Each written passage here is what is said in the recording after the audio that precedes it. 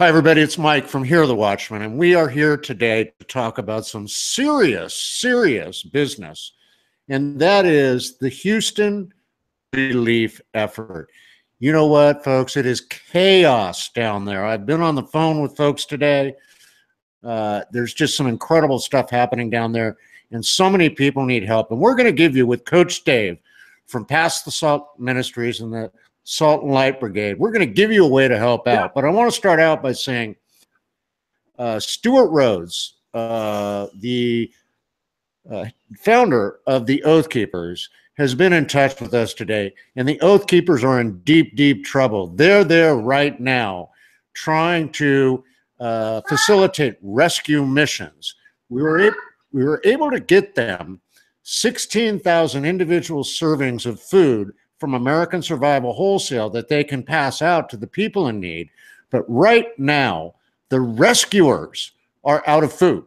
And so Stuart has asked us, and Chance has asked us to please go to AmericanSurvivalWholesale.com, click on the button right there that says Oath Keepers, help them out. Give them like $5, $10, it doesn't matter, so they can buy some canned chili, whatever, for these rescue workers. But we have Coach with us today. He's mounting a phenomenal effort, victims, and Jeannie and I are going to try to get down there to Houston to assist him. Coach, thank you so much for joining us today.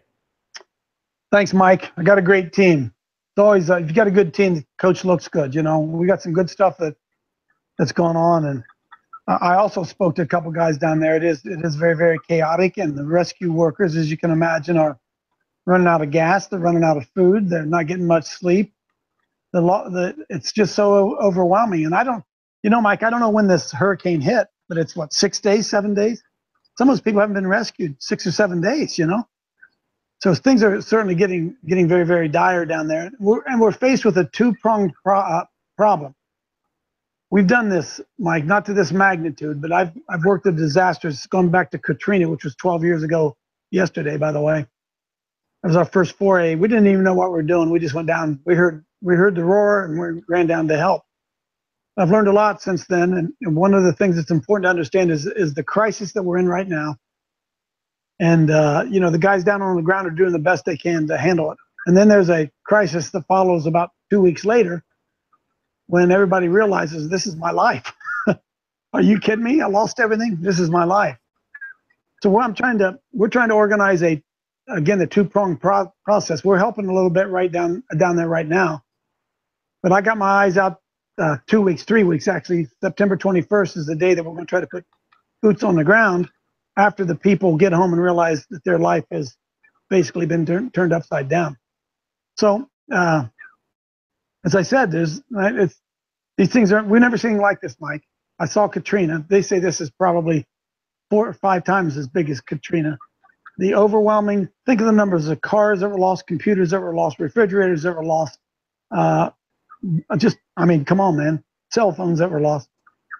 It's just, everything's gone. So right now they're still in survival mode. The water's still up. Nobody's returned home yet. And I know Stuart Rhodes and the Oath Keepers and all those guys are doing everything they can to rescue people. That's noble. We need to do that. But in about 2 or 3 days, the water's going to go down. Those rescue issues will not be as great. And then we turn to the human needs that follow that. Well, Coach, I mean, that's absolutely correct. I mean, what happens with these disasters, folks, is right now it's front and center. And when that water recedes, then slowly people are going to find the next thing to worry about. But in reality, it's ahead where folks are going to need help. Now, Coach, tell us what it is your team actually does. I mean, I know that American Survival Wholesale and Here the Watchmen are going to send you a bunch of Bibles. Imagine down there, or non-Christians, have their entire home, they don't even have a Bible. So we're going to mount a Bible drive, and we're going to put Bibles in as many hands of the victims as we can. But what is it that you guys do at Salt and Light? What is it that you do when you have boots on the ground there? Well, we got a great training a year ago in Louisiana, the same situation, just around the Baton Rouge area. We went back to these people who came home to their house, and their house was a mud pit. That's all. That's what their house was. They leave the shelter. They go home, and they're just overwhelmed. And you know, God bless Chance and those guys and those MREs and all that kind of stuff. But at some point, somebody needs a hot meal. You know, come on, man. So what we did and what we will do here, beginning on the 21st, and we're going to try to rotate teams in and out, Mike. We will first and foremost set up feeding stations. We will set up grills. Believe it or not, we're not going to go to Houston. We're going to go to smaller towns. We find out that the large towns, they got all the help. Everybody's going into Houston. But there, as you know, where everybody lives, there are numerous, like I live in Columbus, there are numerous small towns between here and Columbus, Ohio, that are going to be devastated if something like that were to happen and nobody would be servicing. Well, we're going to find those. We're going to find a local church. We're going to operate out of that local church. We're going to set up grills. We're going to cook. We're going to feed hot meals to the people. When we were in, we did about 4,000 meals on the weekend when we were in Springfield, my mind's racing, Louisiana, and that's what we'll do. But this time, Mike, it's going to be a little different. We have to find a church that will host us, where our crew can sleep on the floor, where there'll be showers, and just a place to call home base. And we're going to try to do it this time in at least 3, maybe 4 different places at the same time. And what we do then is we offer hope to the people. Hope, the Bible says, hope deferred maketh the heart sick. And we allow the heart sick people. We'll give them a hot meal, give them a Bible, pray for them, offer them hope. We also have guys on part of our crew who will cut up trees, tear down my brain, drywall, and just help them that way. Mike, it's $4 billion, man. We could raise $1 million and not make a dent in anything, right? So we're going to go down, and we think it's the job of the church to reach out, care for people, love for people. That's what we're going to do. We'll do the best we can with what we have, the money that we have, and we're going to set up crews and try to make it on a rotating basis. Sorry, I went kind of around the circle on it, but I see it in my mind. We have to do logistics, Mike. We can't just run down there right now. Everybody wants to run down there and help right now. This is rescue mode. And those who are doing rescues are great. And we have guys that are doing that, and we're financially helping them. We're going to move to a new mode here soon. That's why I did a video today called Failure to Plan is Planning to Fail. And we got to look 3 weeks down the road and say, what's it going to be like 3 weeks down the road? I think we know what it's going to be like. We've been there before. And so we're building a lot of our efforts towards 3 weeks down the road. Well, and you know what I love, Coach, is the fact that you're going into those towns that will be left behind by the Red Cross and FEMA, right, and the other charities that are going in there. I'm not calling FEMA a charity. I mean, I don't know what FEMA wants to really do, but you know, it's great that you are going into these areas and serving the public that is being overlooked. And you know, you and I are huge proponents of. It's great that you guys are watching this. It's wonderful that you're on Coach's channel, but you need to get up off the couch and get out there and actually do something. Now you're going into these towns, boots on the ground. You're feeding the people. You're doing everything that good Christians should do. And all we're asking for here, folks, is for you to help out. Help Coach Dave out. Go to CoachDave.com. There's a button there for his mission down there. Go there, donate some money. He's got another area of that website where you can actually sign up to join him down there in the greater Houston area and get your hands dirty and get out there and help people. Now, I understand, Dave, that you've got this mission. This is a greater mission field than Haiti. This is a greater mission field than Guatemala. We're talking about people who've had everything and now lost it all. This is not Haiti where they never had anything to begin with. This will be ministry like you will never have done in your life. When you look into those vacant eyes of people who had all the worldly goods and lost it all, it is one of the most greatest gospel opportunities that you will ever come across. Well, I couldn't agree with you more, Coach. This is an opportunity. I mean, you know, look at, folks, this is here in America. This is our people. We send millions of dollars, billions probably, over people out in disasters. Well, guess what? Now we have what they are calling the largest natural disaster in history happening right here in the United States. And it's not going to go away in 2 weeks. It's going to take years for these people to recover, and they need your help. What they need is people like Coach and his team who are willing to go down there. I watched some of the videos from Coach when he went down to the other flood. I mean, he's got people going into houses, moving furniture out, fixing drywall, ripping stuff down, making it as easy as they possibly can, people to get over this hurdle. And it is a hurdle, and God will get everybody through it. Here's what I want people to understand. If you're watching right now and you go to your, let's say you go to a church, you don't go to church, doesn't matter. But a group of 4 or 5 of you say, man, I'd sure like to go down there and help, but where do I begin? Well, here we are. We're going to have places set up for you to come and have a place to sleep, to shower, and then there'll be all kinds of work. Man, there'll be all kinds of work to do. The problem that people have when they go down to these places is they're not staged properly. They don't know they don't have a home base to operate out of. That's the legwork that we're doing right now, Mike, to set up so that we have these bases established that we can then filter people into.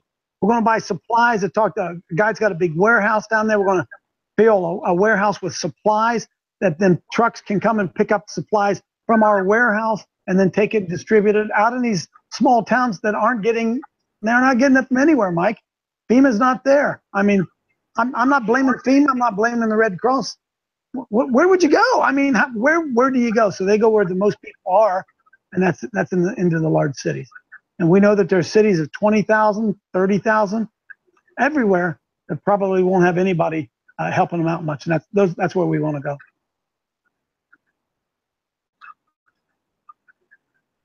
Well, up to you, and we're going to be behind you every way that we can to help out. Now, Coach, what are you looking for in volunteers? Do you need doctors, nurses, construction workers? What are you really looking for? Just people, doctors. Probably not. I think, Mike, once everything gets going, there'll be medical places set up. I think that kind of stuff's probably going to be taken care of.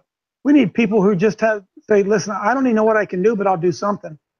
Say, listen, I can carry buckets of drywall and throw it in a trash can. I can do that. Well, we need people who can do that. We need people who can serve meals and cook meals. We'll have the hamburgers. We'll have the grills. We'll have everything.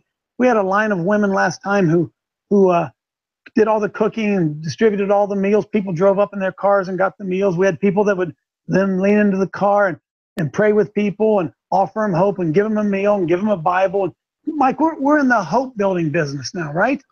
That's where we are. We can only do so little. So little can we do. We can offer hope to people. And as I said, it's the greatest opportunity from a guy who's done it. People are mad at God, first of all. They're mad at God. You have to be careful. But people are open. But they realize how fleeting life is.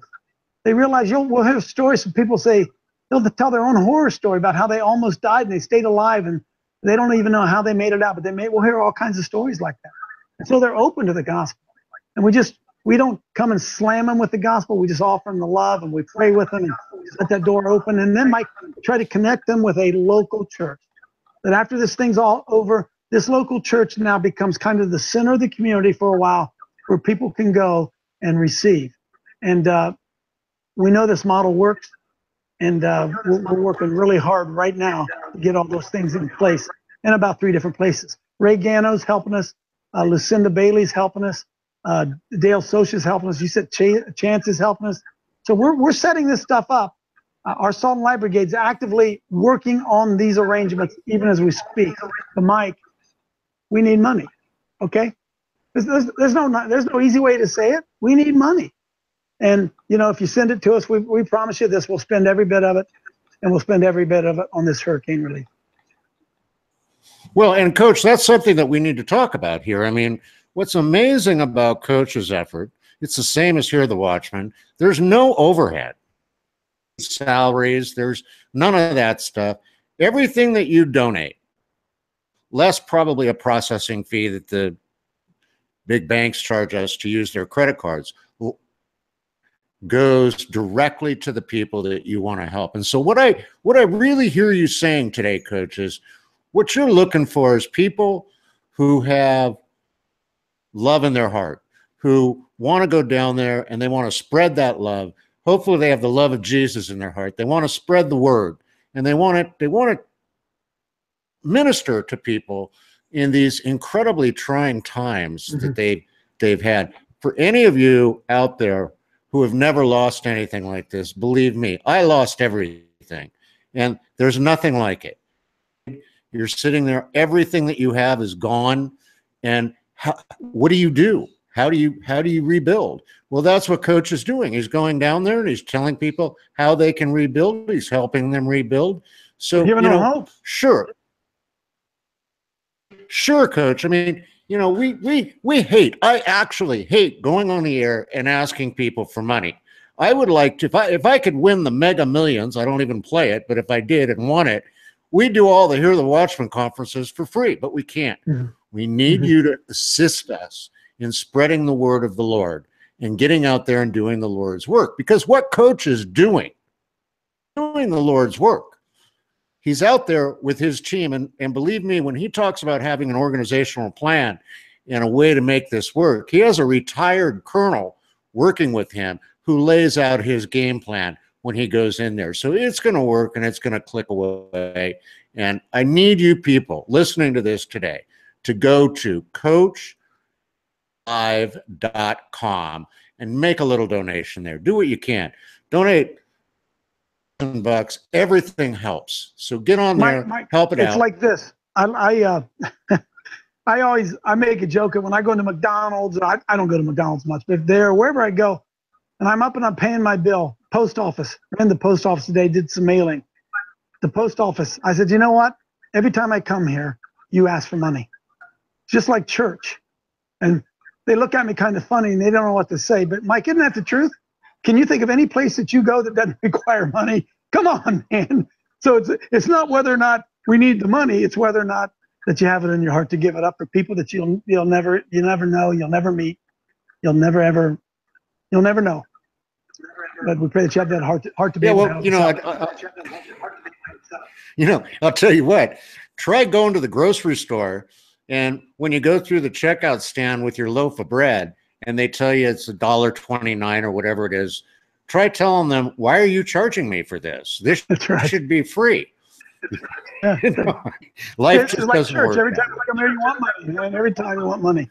Money makes the world go round. We know that, Mike. We know that.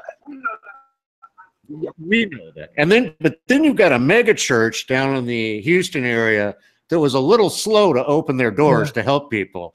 And we're not going to get into that, but I was disheartened when I saw that. But, brother, we're going to make Christians look good again. Okay. Donald Trump says he wants to make America great again. Let's make Christians great again. Let's make Christianity great again.